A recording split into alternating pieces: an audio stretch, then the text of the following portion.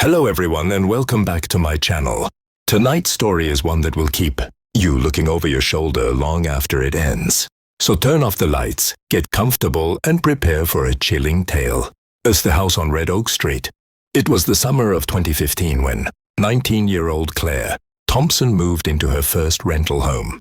She had just started college in Springfield, Missouri, and wanted independence from her parents. Most of the student housing was expensive, so when she found a small house on Red Oak Street for half the usual rent, she signed the lease immediately. The landlord explained the discount by saying the house was old and in need of love. Claire didn't mind. She loved the charm of creaky floors and tall windows, the way old houses seem to hold stories in their walls. She painted her room, decorated the living space, and invited her best friend, Hannah, to stay over the first weekend. The first few nights were uneventful. The neighborhood was quiet, mostly families and retirees. But by the fourth night, Claire began to notice things she couldn't explain. It started with the footsteps. She was lying in bed around midnight when she heard them. Slow, steady steps across the hallway. She froze, clutching her phone. Hannah was asleep beside her, so it couldn't have been her. Claire held her breath, waiting. The steps stopped just outside her bedroom door.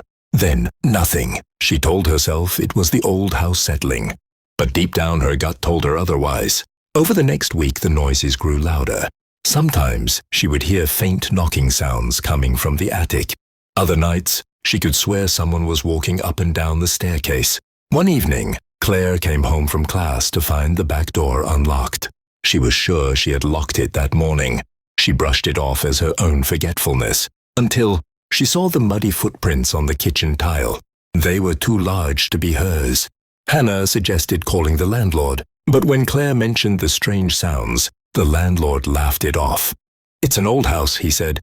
"Creaks, drafts, it's normal." But it didn't feel normal. One Friday night, Claire decided to stay up late, determined to catch whatever was causing the noise. She sat in the living room with the lights off, scrolling on her phone. Around 1 a.m., she heard it again, footsteps upstairs. Her heart raced. She grabbed a flashlight and slowly climbed the staircase. The air grew colder with each step. When she reached the hallway, she aimed the light at the floor. The carpet was indented, as if someone had just walked there.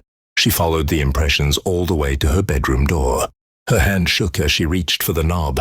But when she pushed the door open, the room was empty. Hannah, who was staying over again that weekend, woke to Claire standing in the doorway, pale as a ghost. "Claire, what's wrong?" she whispered. Claire couldn't bring herself to answer. The next day, Hannah insisted they search the attic. Armed with a flashlight and broom, they pulled down the old ladder and climbed up. The attic smelled of dust and mildew. Boxes were stacked haphazardly, covered in cobwebs. And then they found it. A mattress on the floor, a pile of food wrappers, a small stack of photographs of Claire. Claire's blood ran cold. The photos weren't from her social media.